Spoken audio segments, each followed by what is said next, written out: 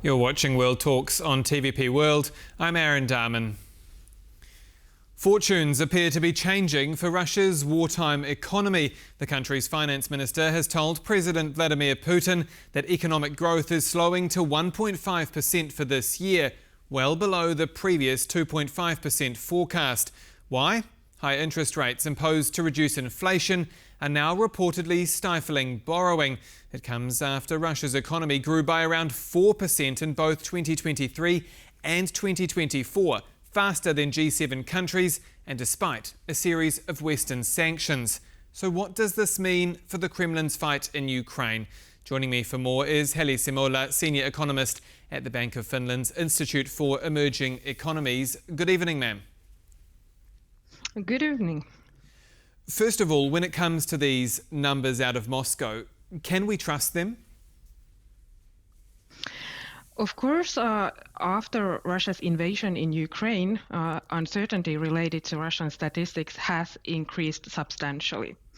So far, we don't have any compelling evidence that the numbers would be very strongly manipulated, and we do see that the numbers give, by and large, a quite correct picture of the Russian economy.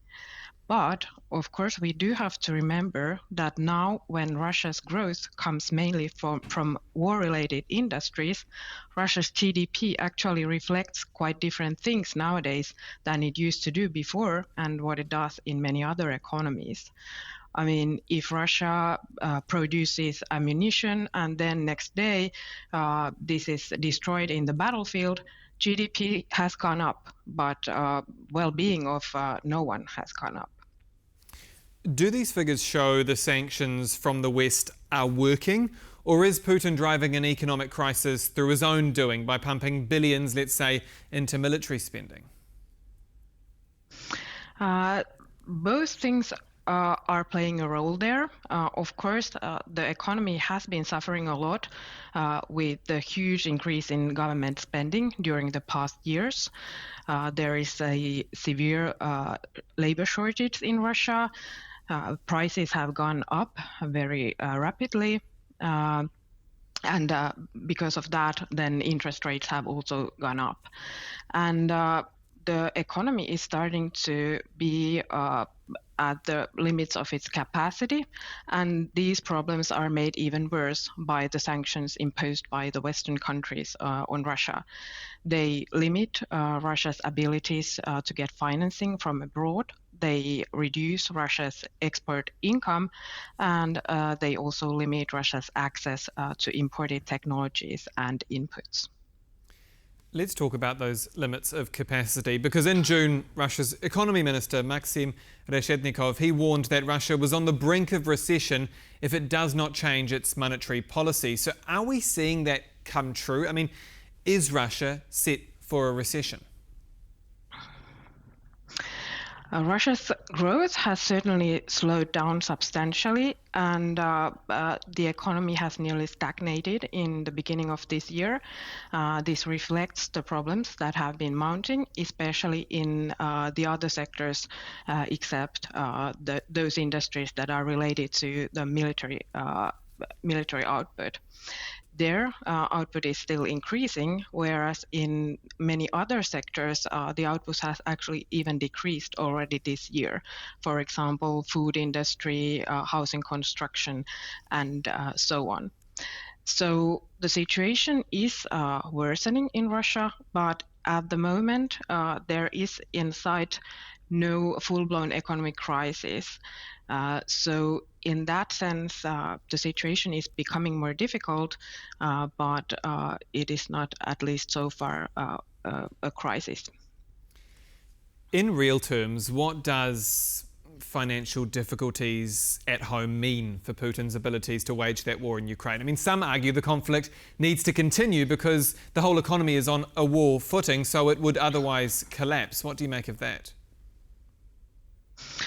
Well, I mean, this is one of the problems of Russia in a sense that, of course, it shouldn't need to be on a war footing because if it would like to, it could increase the government spending just as much, but use the money for more productive and more useful things. Now, I mean, it's spending huge amounts of money that actually is not helping anyone, and it's not supporting future economic growth. Overall, the situation with Russia's public finances is also becoming more difficult. Russia's budget has been on deficit for already 3 years, and this year the deficit is set to continue, and it's becoming all the time higher, especially this year because of the lower oil revenue than before. But even so, Russia still has possibilities to finance the deficit, increasing borrowing from domestic markets. It still has some assets left in the oil fund, and it can still raise taxes and reduce other spending than those connected to the war. This means that Russia is facing ever more difficult choices in public policies. But the war is at the moment the priority of Russia's policies, and they are willing to make these difficult choices. So build perhaps the scenario with me then, because we hear about all these peace negotiations or so-called talks between Ukraine and Russia and via President Donald Trump.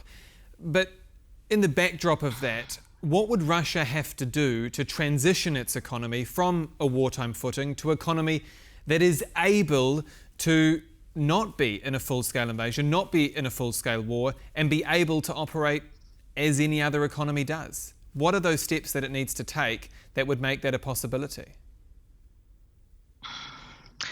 At the moment, I think the Russian regime is not aiming for that. They are prioritizing other things than economic development or economic well-being. And I think that even in the coming years, they will continue to keep up quite high level of spending on the military. And in this way, this is at the moment not a question that they are thinking about. You mentioned rising prices. We've seen queues at gas stations. We've seen those rising fuel prices in several parts of Russia. I'm interested in your view on the socio-economic perspective, if you like, the people perspective. How long can that type of thing go on before the Russian people perhaps want change? I mean, is that even possible that the people in Russia decide, look, this is just not affordable anymore, and start to take action? So far, the population at large hasn't suffered that much, actually, because the labor market has been very tight. Wages have gone up rapidly, and in addition, some government support measures have compensated for the high inflation for most of the population.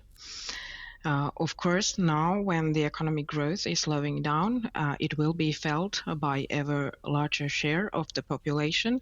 And another thing that is having an effect is that the budget spending is geared heavily towards military spending. This means that there is less money for social spending, education, healthcare, and so on.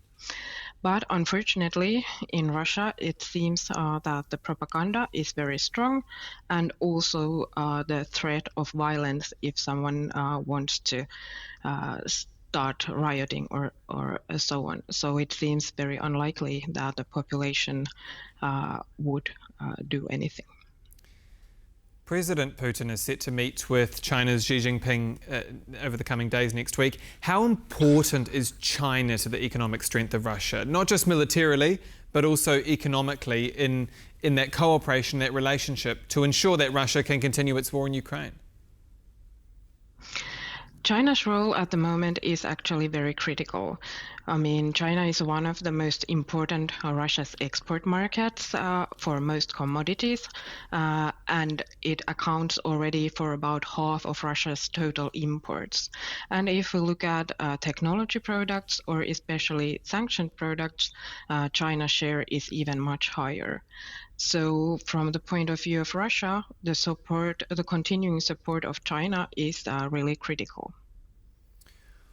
What more can the West do to pump the pressure on the Kremlin's economy, to force Putin's hand, to force him to the table when he looks at his own economy from the Kremlin and thinks, actually, this war is not worth fighting anymore because the economy is devastated? How do you get to that point?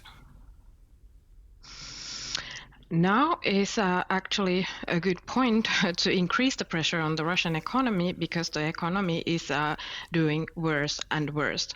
We have already seen very positive steps, both from the EU with the 18 sanction packets and the plans for the next one, as well as from the US with President Trump putting the tariffs on India for buying Russian oil. The most important things for the Russian economy are indeed oil revenues. So that is one of the targets that could be for sanctions. And of course, the other is imported technology, because unfortunately, still there are ways that Russia can use to circumvent the sanctions and get access to critical technologies for the military industry, even if it has to pay a higher price for them. But we also have to remember that sanctions are one important tool in supporting Ukraine for the illegal invasion of Russia. But from the point of view of Ukraine, also other means are very important. Ukraine still needs that the financial and material support for Ukraine continues and even increases in order to defend itself from the increasing aggression of Russia. Heli Simola, senior economist at the Bank of Finland's Institute for Emerging Economies. Thank you again for your time. Thank you. And that's all for World Talks here on TVP World. Do stay with us for more news, interviews and analysis. I'm Aaron Darman. Goodbye for now.